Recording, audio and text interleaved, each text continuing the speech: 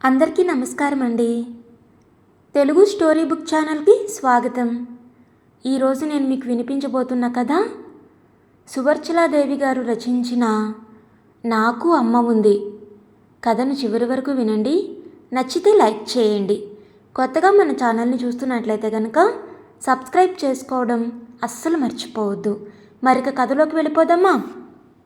Post అనే కేకతో చదువుతున్న పుస్తకాన్ని చాప మీద పెట్టి బయటకు వచ్చింది శారద. పోస్ట్ మ్యాన్ చేతిలోని కవర్ తీసుకొని ఆత్రంగా చదివి సంతోషాన్ని పట్టలేక నాన్నా అంటూ తండ్రి మంచం దగ్గరకు ఒక్క పరుగున వచ్చింది. ఏమిటమ్మా ఆ హడావిడి? ఎవరు రాశారు ఉత్తరం అన్నాడు తండ్రి గౌరీపతి.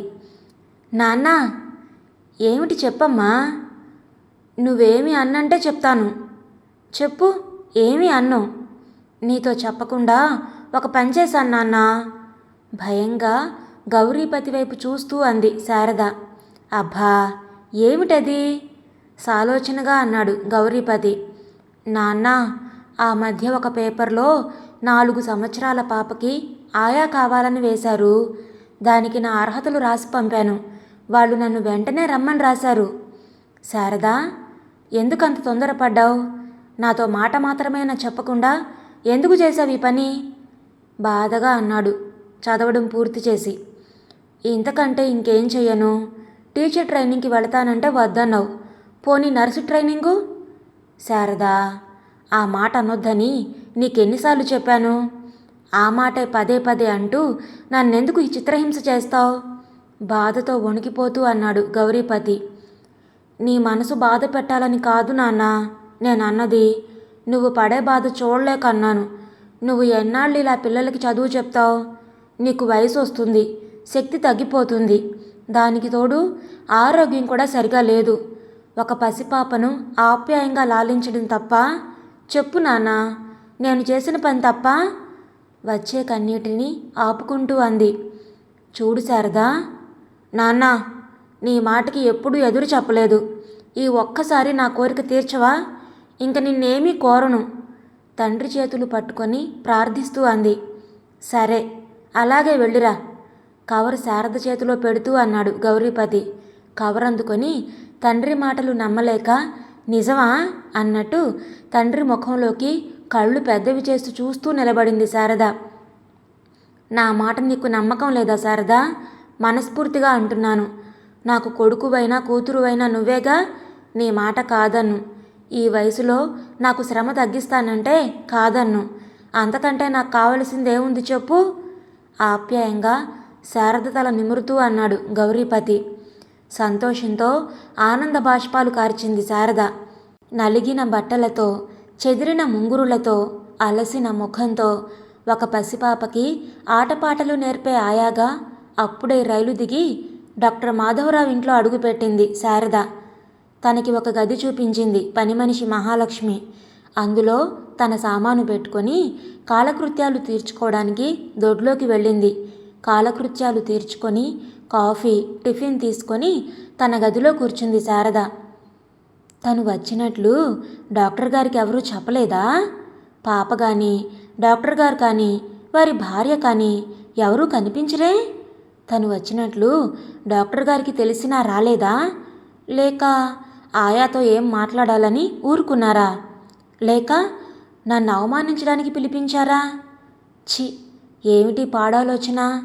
ఆయన అలాంటి వారైతే రమ్మని డబ్బు కూడా పంపిస్తారా? ఎక్కడికైనా వెళ్ళారేమో. మహాలక్ష్మి పాప తల్లిదండ్రుల సంగతి చెప్పదే. పోనీ నేనే వెళ్ళి అడుగుతాను అనుకుని హాల్లోకి వచ్చింది శారద. పచ్చగా, బొద్దుగా, నొక్కుల జుట్టుతో రబ్బర్ బొమ్మలాగా ఉన్న 4 ఏళ్ల పాప కళ్ళు నలుపుకుంటూ మేడ మెట్ల దగ్గర నిలబడింది. పాపను చూసి ఆశ్చర్యపోయింది శారద. 8ంటికా పాప నిద్ర లేవడం అనుకుని అలాగే పాపని చూస్తూ నిలబడింది. ఎంత ముద్దుగా ఉంది! పాప రబ్బరు బొమ్మలాగా చక్కగా బొద్దుగా ఉంది. గది ముందర నిలబడ్డ శారదను ఆపాద మస్తకం ఆశ్చర్యంగా చూస్తూ నిలబడింది పాప. తన వైపే రెప్ప వాల్చకుండా చూస్తున్న పాపని చూసి చిరునవ్వు నవ్వుతూ రమ్మన్నట్టు చేతులు జాపింది శారద. శారద వైపు భయంగా చూసి 2 అడుగులు వెనక్కి నడిచింది పాప. శారద ఆశ్చర్యపోయింది పాపని చూసి. చూడండి పాపగారు, ఆయమ్మ పిలుస్తున్నారు, వెళ్ళండి. ఆయమ్మ సానా మంచోరు, మీరంటే ఆరికి సానా ఇట్టం. పాపని బుజ్జగిస్తూ అంది పని మనిషి మహాలక్ష్మి. మహాలక్ష్మి, నీ మాటలు అసలు వినకూడదు. మొన్నొచ్చిన ఆయమ్మ మంచిది, ఆయమ్మ చెప్పినట్టు వినమన్నావు. ఆయమ్మ నన్ను ఎప్పుడు తిట్టేది, కోపం వచ్చి కొట్టేది. అసలు ఆయమ్మలు మంచివాళ్ళు కాదు. నాకు ఆయమ్మ వద్దు, అమ్మే కావాలి. ఏడుస్తూ అంది పాప. శారద హృదయం కరిగిపోయింది పాప మాటలకి. పసిపాప మీద ఎందుకంత కక్ష? డబ్బు ప్రధానమైన వాళ్ళకి పసి హృదయాలు ఎలా అర్థమవుతాయి? అమాయకురాలైన పాపని ఎందుకలా శిక్షించాలి? పసి మనసులోని మచ్చ చెరపడం చాలా కష్టం. ఎంత కష్టమైనా సరే పాప మనసు మార్చాలి. పాపకి ఆయాల మీద ఉండే భయాన్ని పోగొట్టాలి అని నిశ్చయించుకొని మెల్లగా నడుస్తూ పాప దగ్గరకొచ్చి, చూడు పాప, నేను ఆయమ్మలాగా కొట్టను తిట్టను. నువ్వు చాలా మంచిదానివి. నిన్ను నేనేం చెయ్యను. నాకు నువ్వంటే చాలా ఇష్టం. నీకోసం బొమ్మలు తెచ్చాను. మరి నా మాట వింటావా? పాపని ఎత్తుకొని ముఖం మీద ముంగురులు పైకి తోస్తూ చిరునవ్వుతో అంది శారద. శారదను వింతగా చూస్తూ అలాగే అన్నట్టు తాలూపింది. పాపని ముద్దు పెట్టుకొని లోపలికి వెళ్ళింది శారద. లోపలికి వెళుతున్న శారద వంక ఆశ్చర్యంగా చూస్తూ నిలబడింది మహాలక్ష్మి. అయినా ఈ మోజు ఎన్నాళ్ళులే అనుకుంటూ లోపలికి వెళ్ళింది. ఆ రోజు మొదలుకొని పాప పనులన్నీ తానే చూసుకుంటుంది శారద. పాపకి శారద ఆయా అనే కంటే అమ్మ అంటేనే బాగుంటుంది.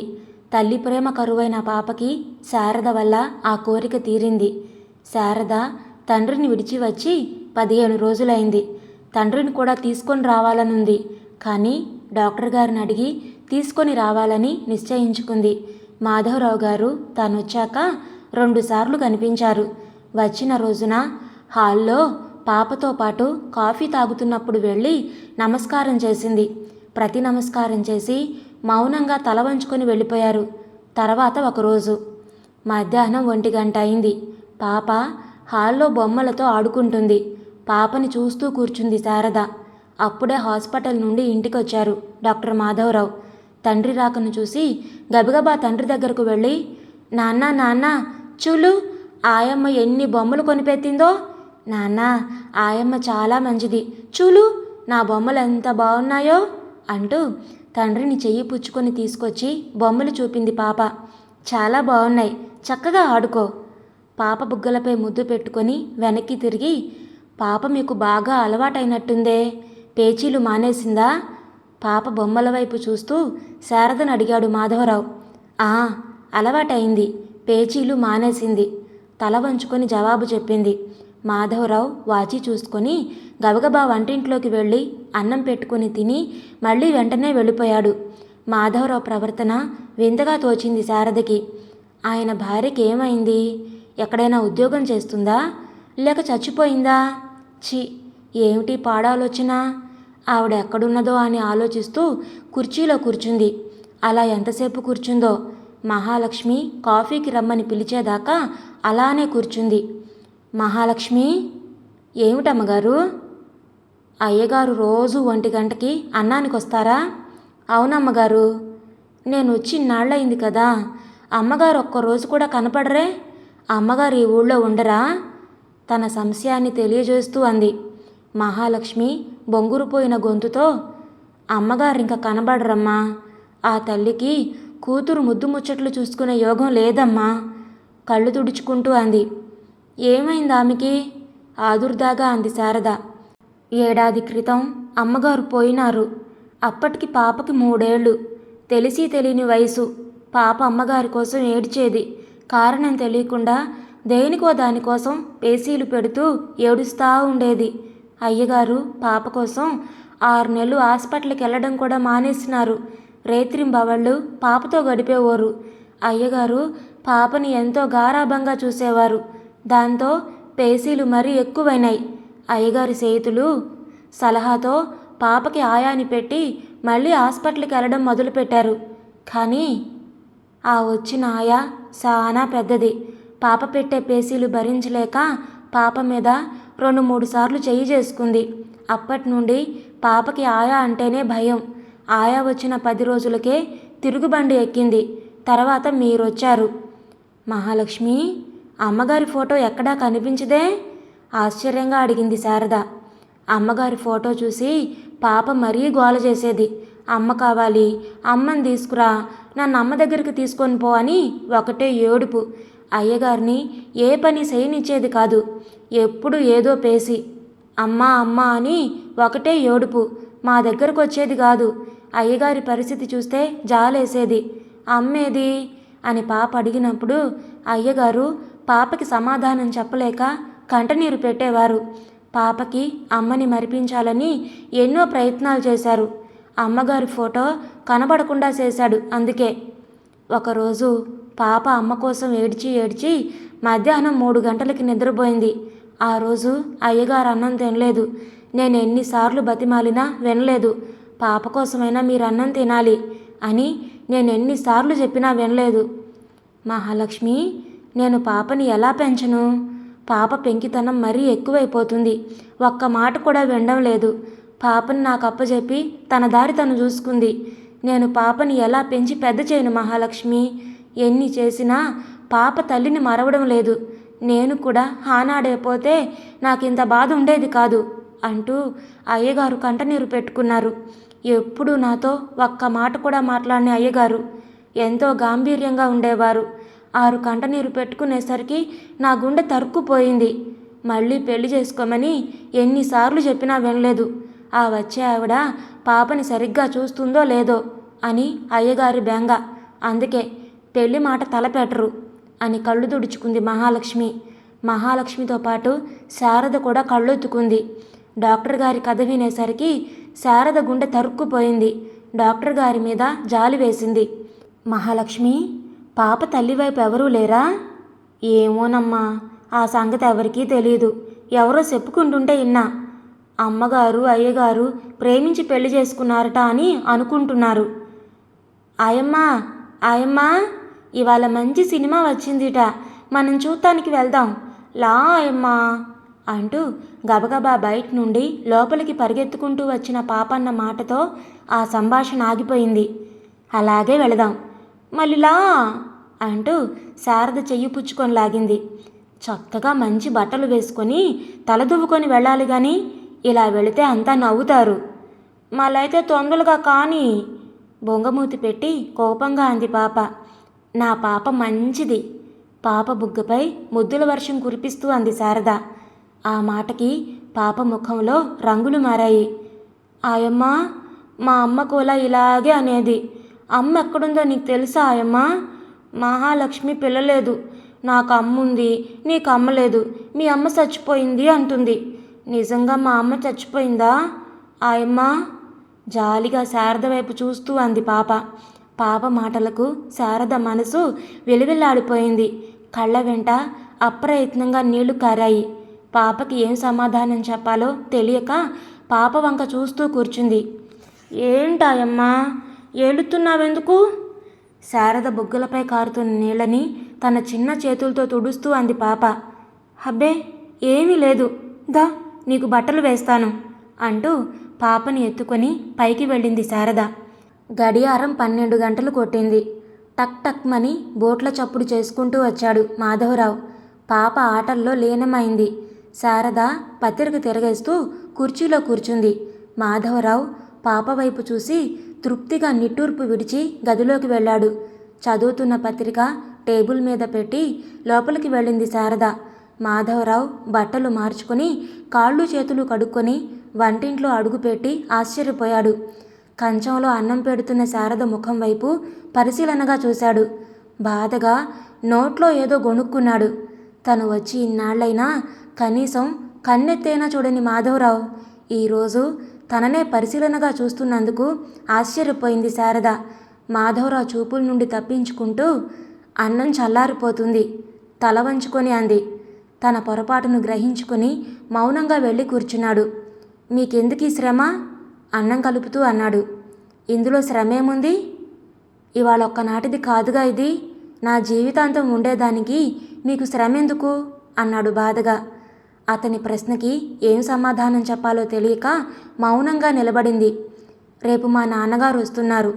సంభాషణ మార్చే ఉద్దేశంతో బెరుగ్గా అంది. మంచిది. మరి మీ అమ్మగారు? లేదు. శారద గొంతు జీరబోయింది. శారద గొంతులో జీరను గుర్తించి, క్షమించండి, మీ మనసు బాధ పెట్టాను. మజ్జిగ అన్నం కలుపుతూ అన్నాడు. పర్వాలేదు, తెలియని విషయాన్ని అడగడంలో తప్పు లేదు అంది. మా బాధని అర్థం చేసుకున్నాడు కాబట్టే పాపని మళ్ళీ మనిషిని చేశారు. పాప మళ్ళీ ఇలా అవుతుందనుకోలేదు. మీరు వచ్చిన దగ్గర నుండి నాకు కొంత శాంతంగా ఉంది. మీలో ఏముందో ఏమో కానీ పాప అమ్మ అని అడగడం లేదు.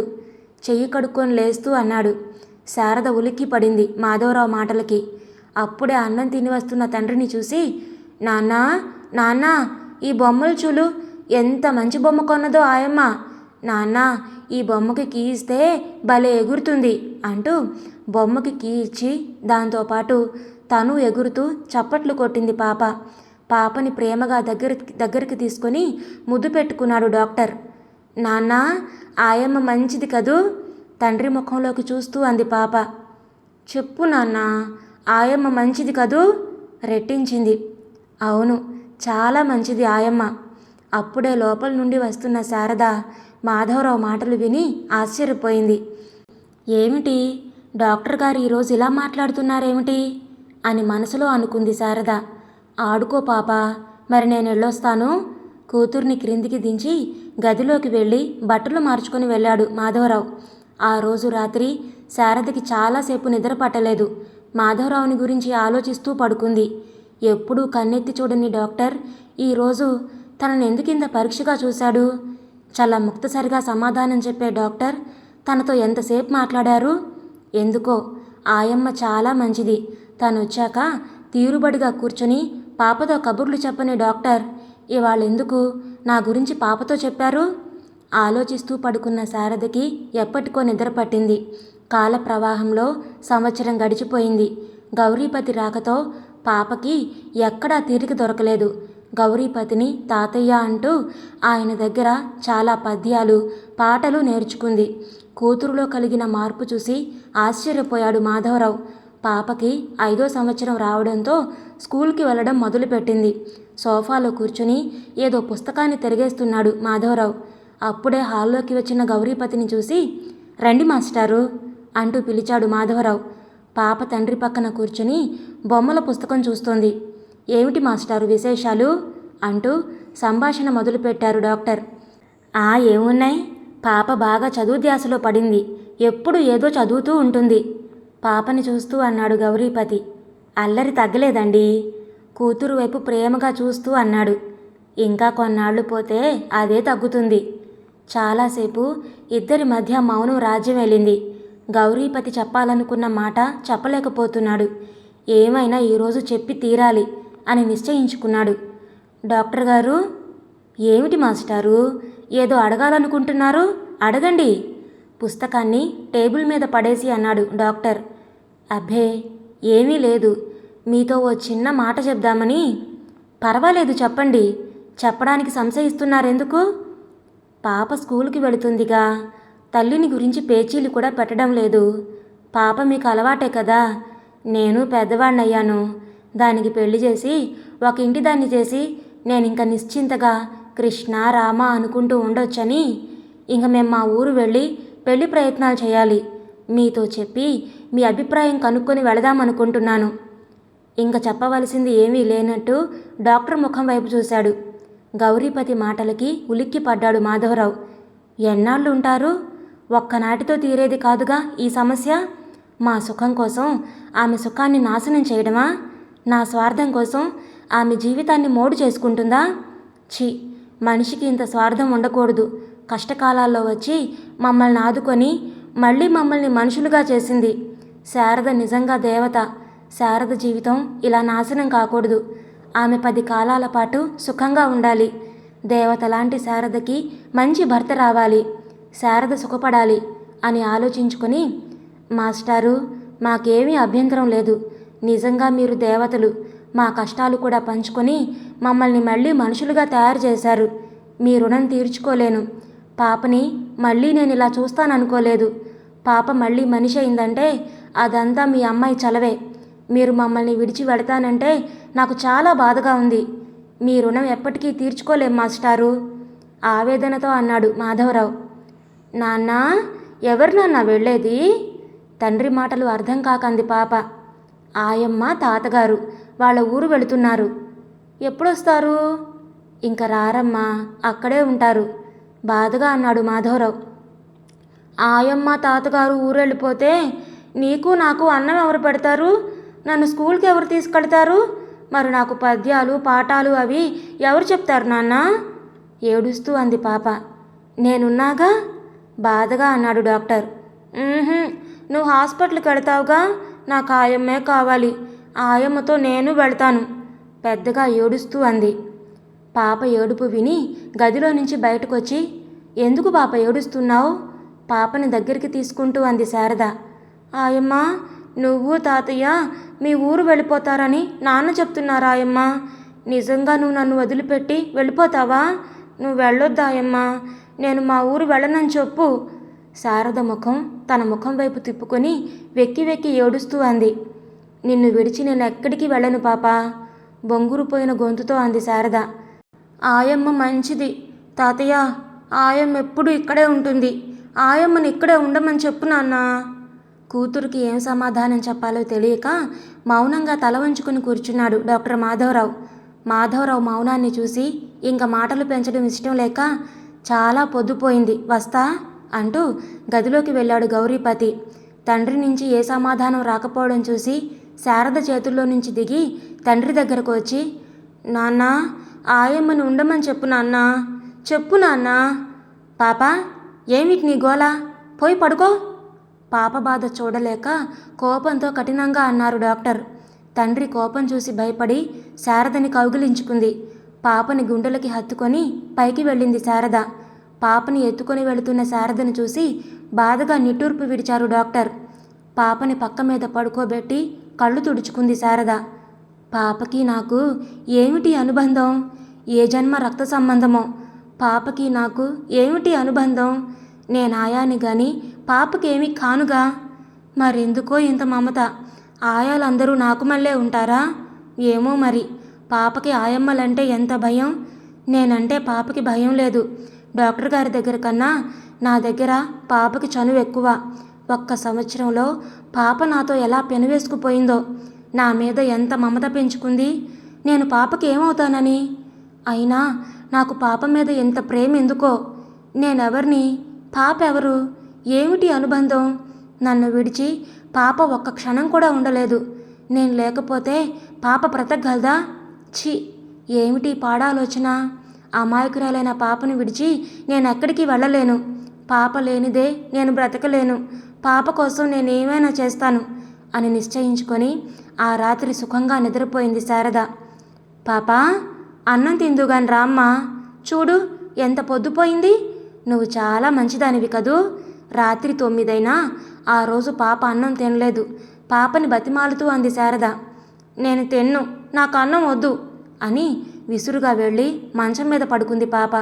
శారద ఎంత బ్రతిమాలినా అన్నం తినలేదు. పాప మొండితనం తెలిసిన శారద పాపని రెట్టించడం ఇష్టం లేక లైట్ ఆర్పి పడుకుంది. ఒక్క రోజులో పాపలో ఎంత మార్పు వచ్చింది. ఈరోజు స్కూల్కి కూడా వెళ్ళలేదు. పాప పొద్దుటి నుండి కూడా అన్నం తినలేదు. ఒళ్ళు కొంచెం వేడిగా ఉంది. నేను పిలిచినా పలకడం లేదు. ఎప్పుడు నన్ను వదలకుండా తిరిగే పాప ఈరోజు ఎందుకని నా దగ్గరికి రావడం లేదు? నేనేం చేశాను? ఒక్కరోజు పాప నాతో మాట్లాడకపోతే ఎంత వెలితిగా ఉంది నాకు. నేను పాపను విడిచి ఉండలేను. పాపతో మాట్లాడకుండా ఉండలేను. భగవాన్, నన్ను పాపని విడదీయకు. డాక్టర్ గారు, ఈరోజు ఎందుకు అలా ఉన్నారు? పాపనెందుకని అలా కసురుకున్నారు? ఎన్నడూ పాపని ఒక్క మాట కూడా అనిరగని వారు పాప స్కూల్కి వెళ్ళనంటే ఎందుకు అలా మాట్లాడారు? ఎన్నిసార్లు స్కూల్ మానేయలేదు? ఇందాక అంతే. పాప అన్నం తిన్నంటే కోపంతో ఎలా కొట్టారో పాపని తలుచుకుంటే ఎంత బాధ. పాప బుగ్గలపై తండ్రి చేతి వేళ్ల గుర్తు ఎలా పడిందో, బుగ్గలు ఎలా కందిపోయాయి. పాప అన్న మాటలు ఇంకా నా చెవిలో మారుమ్రోగుతున్నాయి. నాన్న, కొట్టకు నాన్న, నేను ఇంకల్లరి చెయ్యను నాన్న. నాకు అమ్మ కావాలి. ఆయమ్మను వెళ్ళిపోమ్మని నాన్న. నాకు ఆయమ్మ వద్దు, నాకు అమ్మే కావాలి. అమ్మ ఎక్కడుందో చెప్పు నాన్న, నేను అమ్మ దగ్గరికి వెళతాను ఏడుస్తూ అంది పాప. పాప, ఏమిటి నీ గోల? చి, అమ్మ లేదు బొమ్మ లేదు, నోరు ముయ్. కోపంతో ఒక్కటి తగిలించాడు మాధవరావు. ఏమండి, ఎందుకు పాపను అలా చిత్రవద చేస్తారు? ఏం చేసింది? పాప అన్నం తిన్నంది. కొంచెం సేపు ఆగితే తనే వస్తుంది అన్నం పెట్టమని. చూడండి పాప బుగ్గలు ఎలా కందిపోయాయో అంది శారద. చూడు పాప, ఏడవకు, దా అంటూ ఎత్తుకుంది. ఆయమ్మ, అమ్మ కావాలి. నువ్వు వెళ్ళిపోతే నన్ను ఎవరు చూస్తారు? నాన్నగారు కొడతారు. నువ్వు మీ ఊరు వెళతావు. మరి నాకు అన్నం ఎవరు పెడతారు? అమ్మ ఎక్కడుందో రమ్మని చెప్పాయమ్మ. వెక్కి వెక్కి ఏడుస్తూ అంది పాప. అమ్మ వస్తుంది, నా మాట విని అన్నం తిందుగాని రా అమ్మా. అమ్మ వచ్చాకే అన్నం తింటాను. శారద ఎంత బ్రతిమాలినా పాప పట్టు వదల్లేదు. మంచం మీద పడుకొని కిటికీలో నుంచి బయటకు చూస్తూ పడుకుంది. ఆకాశం అంతా బాగా మబ్బు పట్టింది. బాగా ఉరుములు మెరుపులు. వాతావరణం చాలా భయంగా ఉంది. ఏ క్షణంలోనైనా వర్షం పడొచ్చు. చల్లగా గాలి వీస్తుంది. శారద లేచి కిటికీ తలుపులు వేసి పాప నుదుటి మీద చెయ్యి వేసింది. వెచ్చగా ఉంది. శారద చెంప మీద కన్నీరు కారుతుంది. పాపకి దుప్పటి కప్పి పక్కనే కూర్చుంది. పాప ఏదో కలవరిస్తోంది. బయట వర్షం చప్పుడు వల్ల ఏమిటో అర్థం కాలేదు. పాప నుదుటి మీద పడ్డ ముంగురు పైకి తోస్తూ కూర్చుంది. గడియారం 12 కొట్టింది. ఒక్క పెద్ద మెరుపు మెరిసింది. వెంటనే ఎక్కడో పిడుగు పడింది. అమ్మా అంటూ పాప పెద్ద కేక పెట్టి ఉలిక్కిపడి లేచింది. పాపని గట్టిగా కౌగిలించుకొని, భయం లేదు పాప, నీ దగ్గరే ఉన్నాగా, పడుకోమ్మా, నేను ఇక్కడే ఉంటాను, నేనున్నాగా, భయం లేదులే. పాపని ఒళ్ళో పడుకోబెట్టుకొనంది శారద. పాప శారద ఒళ్ళో పడుకొని నిద్రపోయింది. వర్షం కొంచెం తగ్గింది. గడియారం 1 కొట్టింది. పాప ఒళ్ళు కాలిపోతుంది. మధ్య మధ్య కలవరిస్తుంది. శారద పాప ముఖంలోకి చూసింది. భయం వేసింది.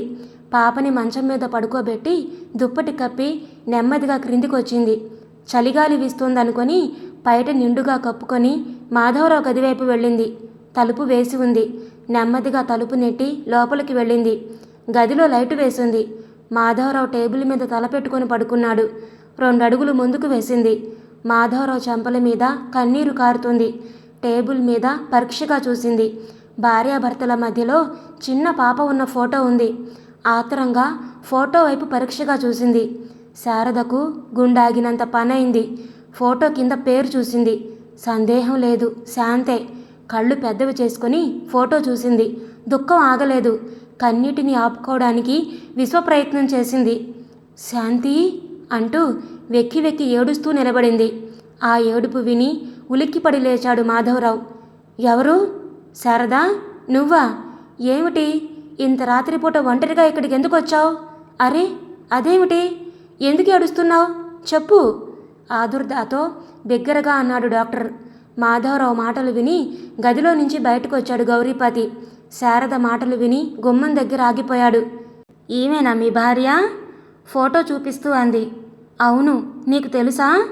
ఆశ్చర్యంగా అడిగాడు డాక్టర్. తెలుసు, మేమిద్దరం అక్కా చెల్లెళ్ళం. ఒక రక్తం పంచుకొని పుట్టిన వాళ్ళం. ప్రేమించి పెళ్లి చేసుకున్న మీరు మా అక్కను ఎందుకు చంపారు? చెప్పండి. మమ్మల్ని ఎందుకు ఇంత చిత్రవద చేశారు? 3 రోజుల ముచ్చట కోసమేనా ప్రేమించి పెళ్లి చేసుకుంది? శారదా, నిజం తెలుసుకోకుండా మనిషిని బాధ పెట్టడం మంచిది కాదు శారదా. మా పెళ్లి కాకముందు మీకు తెలియజేయమన్నాను. మీకు తెలియజేస్తే మీ నాన్నగారు ఇష్టపడరని పెళ్లి చేసుకున్నాక తెలియజేద్దామంది. నేను ఎన్నో విధాలా చెప్పాను, కానీ వినలేదు. మా పెళ్ళయ్యాక మీ నాన్నగారికి ఉత్తరం రాసింది. డబ్బు కూడా పంపింది. కానీ పంపిన డబ్బు వెంటనే తిరిగొచ్చింది. పోనీ మనమే వెళదామన్నాను. మీ అక్కయ్య అభిమానం గల మనిషి, పిలవందే వెళ్ళకూడదంది. 1 సంవత్సరం మామూలుగా గడిచిపోయింది. తర్వాత పాప పుట్టింది. పాప పుట్టాక మీకు ఉత్తరం రాసింది. మీరు తప్పకుండా వస్తారని ఆశతో రోజు ఎదురు చూసేది. కానీ ఒకరోజు తను రాసిన ఉత్తరం తిరిగొచ్చింది. అప్పటి నుండి జీవితం మీద విరక్తి పుట్టింది. తన మీద ఎంతో ఆశ పెట్టుకున్న తన వాళ్ళకి అన్యాయం చేశాననేది. తన వల్ల మీ నాన్నగారు అవమానాలతో ఆ ఊరు విడిచి వెళ్ళిపోయారంది. తల్లి లేని మమ్మల్ని ఎంతో ప్రేమతో పెంచి పెద్ద చేసిన తండ్రిని అవమానాల పాలు చేశానని విలపించేది. వాళ్ళు అప్పటికైనా నిన్ను చూడడానికి వస్తారు. పోనీ మనమే వాళ్ళు ఎక్కడున్నది తెలుసుకొని వెళ్ళి క్షమాపణ కోరుకుందాం రమ్మని బ్రతిమాలాను. నా ముఖం మా నాన్నకి చూపలేను అని విలపించేది. నేనేం చేసేది? ఏమీ అనలేకపోయేవాణ్ణి. పాపకి అన్యాయం చేయొద్దని చెప్పి ఆ దిగులుతోనే పోయింది. చెప్పడం ఆపి కళ్ళు తుడుచుకున్నాడు మాధవరావు. క్షమించండి, నిజం తెలుసుకోకుండా మిమ్మల్ని నిందించాను కళ్ళు ఒత్తుకుంటూ అంది శారద. నాకు తెలుసు శారద, నన్ను మీరు అర్థం చేసుకుంటారని. ఇప్పటికైనా నిజం తెలుసుకున్నావు, నాకంతే చాలు. మీరెప్పటికైనా నా ఇంటికి వస్తారని, పాపని మీకు అప్పచెప్పి నా దారిని నేను పోతాను. అందుకే ఇన్నాళ్ళు మీకోసం ఎదురు చూస్తూ ఉన్నాను. పాప కోసం నువ్వే వచ్చావు శారదా బాధగా అన్నాడు. వాన వెలిసింది. ఇన్నాళ్ల బట్టి ఆపుకున్న దుఃఖం ఆవేశంతో ఒక్కసారి బయటకు వచ్చింది గౌరీపతికి. కన్నీటిని తుడుచుకొని గదిలోకి వెళ్ళి బాబు మధు అంటూ ఆప్యాయంగా కౌగిలించుకున్నాడు. మామగారు, అంతా విన్నాను నాయనా. నా శాంతిని చంపిన వాణ్ణి నేను. నాకు శాంతి లేదు బాబు, నన్ను క్షమించు మధు ఏడుస్తూ అన్నాడు. శాంతిని ఎవ్వరూ చంపలేదు. దాని మొండితనమే దాని జీవితాన్ని నాశనం చేసింది. మనకి అశాంతిని మిగిల్చింది. మామగారు పాపని వెతుక్కుంటూ వచ్చారు. పాపని, ఈ ఆస్తిని మీరు తీసుకోండి. నేనెక్కడికైనా వెళ్ళిపోతాను. అప్పుడు గాని నాకు శాంతి లేదు. బాధని అణిచిపెట్టి పైకి గంభీరంగా అన్నాడు. మధు, పాపను విడిచి నువ్వెక్కడికి వెళ్ళినా నీకు శాంతి ఉండదు. పాపకి తల్లి లేని లోటు తీర్చాలి. అప్పుడు గాని నీకు శాంతి ఉండదు. మామగారు, పాపకి తల్లి లేని లోటు ఎవరూ తీర్చలేరు. తీర్చగలరు. చూడు మధు, ఆ లోటు ఎవరు తీర్చగలరో నేను చెప్తాను. పాప శారదతో విడవలేని అనుబంధాన్ని పెంచుకుంది. శారద కూడా పాప అంటే ఎనలేని ప్రేమ. మనం వాళ్ళని విడదీయలేం. నా మాట కాదనకు. శారదకి ఎలాగో పెళ్లి చేద్దాం అనుకుంటున్నాను. నీకు అభ్యంతరం లేకపోతే నీకే ఇచ్చి చేస్తాను. పాపకు అన్యాయం చెయ్యకు. వాళ్ళని విడదీయకు బాబు ప్రాధేయపడుతూ అన్నాడు గౌరీపతి. క్షమించండి, నాకు మళ్ళీ సంసార బంధం వేయకండి. నా జీవితాన్ని ఇలా ప్రజాసేవ చేస్తూ గడుపుతాను. నా కోరికల్లా ఒక్కటే, పాప సుఖంగా ఉండాలి. నా దగ్గర పాపకి సుఖం లేదు. పాప మీ దగ్గర ఉంటే ఇంకా నాకు ఏ బాధ లేదు. పాప కోసమన్న నా మాట విన్నాయనా. చూడు మధు, ఒక్క మాట విను. పిల్లలకి తండ్రి ప్రేమ, తల్లి ప్రేమ రెండూ అవసరం. పాపకి నువ్వు కావాలి, శారద కావాలి. మీ ఇద్దరిలో ఎవరి ప్రేమ కరువైనా పాపకి సుఖం లేదు, నీకు శాంతి ఉండదు. ఇన్నాళ్ళు మీ ఇద్దరూ ఒక్కచోట ఉంటే పాపకి ఎంత హాయిగా ఉందో నేను చెప్పలేను. మేం వెళతామని తెలిసాక పాపలో ఎంత మార్పు వచ్చిందో ఆలోచించుకో. పసిపిల్లను బాధించుకు. నా మాట కాదనకు గౌరీపతి అన్నాడు. ఆయమ్మా, పైనుంచి పాప ఏడుస్తూ వస్తూ పిలిచింది. ఏం కావాలి పాప? పాపని దగ్గరికి తీసుకుంటూ అంది శారద. ఒళ్ళు వేడిగానే ఉందే. అప్పటికి తను డాక్టర్ గదిలోకి ఎందుకు వచ్చిందో గుర్తుకొచ్చింది. ఏమండి, పాపకి జ్వరం వచ్చింది అంటూ మాధవరావు దగ్గరకు వచ్చింది. ఏది అంటూ పాపని దగ్గరికి తీసుకున్నాడు. టెంపరేచర్ చూసి మందిచ్చాడు. నాన్నా, ఏం కావాలి పాప? చెప్పమ్మా కూతురి ముంగురులు సవరిస్తూ అన్నాడు. అమ్మ కావాలి, లేకపోతే ఆయమ్మను ఉండమని చెప్పు నాన్నా జాలిగా తండ్రి కళ్ళలోకి చూస్తూ అంది. ఏం నాన్నా, మాట్లాడవా నాతో? రెట్టించింది పాప. నీకమ్మ కావాలా, ఆయమ్మ కావాలా? ఎవరు కావాలో చెప్పమ్మా పాప పక్కన కూర్చుంటూ అన్నాడు గౌరీపతి. ఇద్దరూ కావాలి తాతయ్య. మధు, పాప కోరికను కాదనుకు. పాప, నీకమ్మనిస్తే గాని నా మీద కోపం పోదా? ఆప్యాయంగా అన్నాడు మాధవరావు. ఎక్కడుంది నాన్న అమ్మ? వాన బాగా వెలిసింది. నల్లని మబ్బులు వీడి ఆకాశం తెల్లని మబ్బులతో నిర్మలంగా ఉంది. తెల్లవారింది. తూర్పు దిక్కున సూర్యుడు తన వెచ్చని కిరణాలతో ప్రకృతినంతా మేలు కొలుపుతూ అప్పుడే బయటకొస్తున్నాడు. పక్షులు కిలకిలా రావాలతో తమ దినచర్యకు ఒళ్ళు విరుచుకుంటూ బయలుదేరాయి. శారద పాపకి హార్లిక్స్ కలపడానికి వంటింట్లోకి వెళ్ళింది. గౌరీపతి నోట్లో పుల్ల పెట్టుకొని బయటికి వెళ్ళాడు. నాన్నా, అమ్మ ఏది? అంది పాప. పాప వైపు చిరునవ్వుతో చూస్తూ, రా అమ్మ దగ్గరికి తీసుకొని వెళతాను అంటూ పాపనెత్తుకొని వంటింట్లోకి వెళ్ళాడు మాధవరావు. మీ అమ్మ అక్కడుంది, వెళ్ళు. పాపకి హార్లిక్స్ కలుపుతున్న శారదని చూసి, ఆయమ్మగా నాన్నా? ఇంక నీకు అమ్మ. ఇంక నువ్వు ఆయమ్మ అని పిలవకు, అమ్మ అని పిలువు. పాపని బుజ్జగిస్తూ అని నవ్వుతూ శారద వైపు చూశాడు మాధవరావు. శారద సిగ్గుతో మొగ్గలా ముడుచుకుపోయింది. ఆయమ్మని అమ్మ అని పిలిస్తే పలుకుతుందా నాన్న? అమాయకంగా అంది. పిలు, పలుకుతుంది. అమ్మా అంటూ శారద దగ్గరకు వచ్చింది పాప. పాపని గుండెలకి హత్తుకొని ముద్దు పెట్టుకుంది శారద. మనల్ని ఎవరూ విడదీయలేరు పాప అంద ఆనందంతో. తల్లి కూతుళ్ళిద్దరూ ఆనందంతో నాకు కాఫీ ఇవ్వడం మర్చిపోయారు నవ్వుతూ అన్నాడు డాక్టర్ మాధవరావు.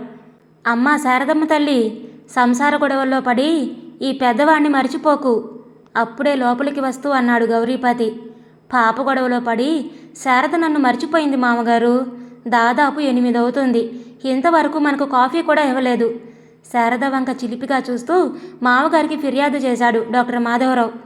ఆ తల్లి కూతుళ్ళ ఆనందాన్ని వేరు చేయడం ఎందుకులే నాయనా, మనం ఆ హోటల్కి వెళదాంరా. ఎంతకీ కాఫీ రాకపోవడంతో నీరసంగా కుర్చీలో నుంచి లేస్తూ అన్నాడు గౌరీపతి. తండ్రి మాటలు విని తన పొరపాటికి సిగ్గుపడుతూ పాపని కిందికి దింపి, తాతయ్యతో కాఫీ తెస్తున్నాను అని చెప్పిరా పాప అంది శారద. తాతయ్య, అమ్మ కాఫీ తెస్తుంది ఉండు. పాప మాటలు అర్థం కాక విస్తుపోయి చూస్తూ నిలబడింది మహాలక్ష్మి. శారద కాఫీ తెచ్చి మాధవరావుకి గౌరీపతికి ఇచ్చింది. కాఫీ చాలా బాగుంది శారద. శారదని మెచ్చుకుంటూ అన్నాడు మాధవరావు. చిరునవ్వు నవ్వింది శారద. శారద ముఖంలో చిరునవ్వును చూసి తృప్తిగా నిట్టూర్పు విడిచాడు గౌరీపతి. మహాలక్ష్మి, నాకు అమ్మ ఉంది గర్వంగా అంది పాప. పాప మాటల వల్ల నిజాన్ని గ్రహించి మహాలక్ష్మి నోరు తెరుచుకుని చూస్తూ నిలబడింది. నోట్లో ఎన్ని ఈగలు దూరుతున్నాయో గమనించకుండా కొయ్య బొమ్మలా నిలబడింది. ఇదండి ఈరోజు కథ. మీకు నచ్చిందా? నచ్చితే లైక్ చేయండి, షేర్ చేయండి. అలాగే మీ విలువైన అభిప్రాయాలను కమెంట్స్లో తప్పకుండా తెలియచేయండి. ఇంత మంచి కథను మనకు అందించిన శ్రీ సువర్చలాదేవి గారికి మనందరి తరపు నుంచి ధన్యవాదాలు తెలియజేసుకుంటున్నానండి. ఇలాంటి మరెన్నో మంచి మంచి కథలు వినడానికి కొత్త వాళ్ళు మన ఛానల్ని తప్పకుండా సబ్స్క్రైబ్ చేసుకోండి. మరొక మంచి కథతో మళ్ళీ కలుద్దాం. అప్పటి వరకు ఉంటానండి.